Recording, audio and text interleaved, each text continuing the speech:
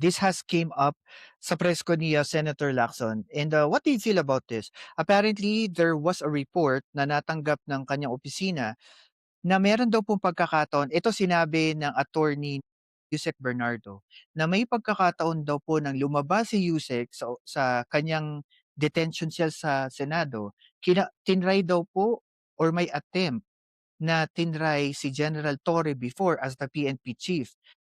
Instead daw na tumira siya on the sanctuary ng Senado para magstay doon, parang ino-offeran si Yusek Bernardo to go to, General Torres, parang, PNP sanctuary para dun siya magstay. Pero parang nag-decide daw, based kay Senator Lacson na decide daw si Yusek Bernardo na ayaw niya at gusto niyang bumalik sa Senado. Why sa tingin mo lang, and this is just a wildest dream kasi ako hindi ko rin akalain na nangyari 'to. Kanina ko lang siya nakita at narinig, eh. Mm. Ano ang koneksyon ni General Torre na dating PNP chief nung nangyari 'to for him to do that to Yusek Bernardo knowing na wala naman siyang kinalaman in this flood control issue? It Maga doesn't make any sense, eh. Anong tingin mo diyan? Hindi brother, ganito lang 'yan. Hmm, Etong si Yusek Bernardo kasi, I think nagwo-work na 'yan under din diyan sa DPWH, mhm, okey? So, matagal na siya diyan sa DPWH.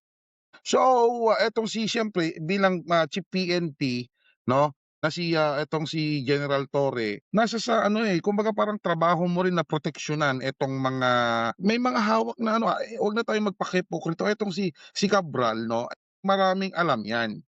Maraming alam, maraming hawak na ebidensya 'yan. So, bilang isang chief PNP na, kailangan mong proteksyonan ngayon 'yun. So, kakausapin mo siya na baka puwede, ah, dito ka na lang sa amin manatili. Kasi eto, meron din pong isang, witness noon na nandiyan po sa may or ikinulong diyan sa may, tawag nito, diyan sa may Senados. Kung hindi ako kung hindi ako nagkakamali etong si ano, yung kasama nila Mark Taguba na nag-testify about nga diyan sa may mhm, pintuan, then nung tinignan niya isang ano, isang, tawag nun, ah, personel na taga-ano, taga-Senado. Then nung pagbukas daw niya nung pintuan nung detention, cell or center ng Senado, naman tinulak kumbaga parang itinabi lang siguro kumbaga gano'n, hinawi yung babae na kumatok dun sa pinto, dun sabay pasok nung ibang mga kalalakihan. Tapos ayun time na etong si Cabral ang nagsabi din na mayroong 51 billion pesos na napunta dito kay Pulong Duterte. So correct. marami siya, so isang bilang chief PNP kailangan kong proteksyonan.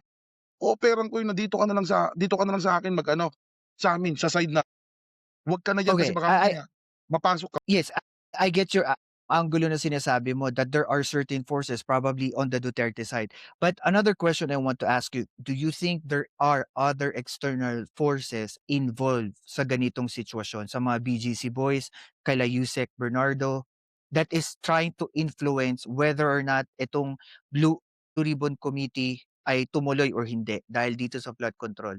Maliban sa mga Duterte or sabihin natin sa puwersa ng mga Marcos for some reason, do you think there are other external forces na maaring involved Pagdating diyan, meron, of course. Yeah. kung nadadawit sila? I think ngayon, sabi nila parang, dito na sa susunod daw na hearing, dito natin makikita yung mga bagay na hindi na i-open up sa public. May mga dokumento lang is yung team ni, Senator Lacson.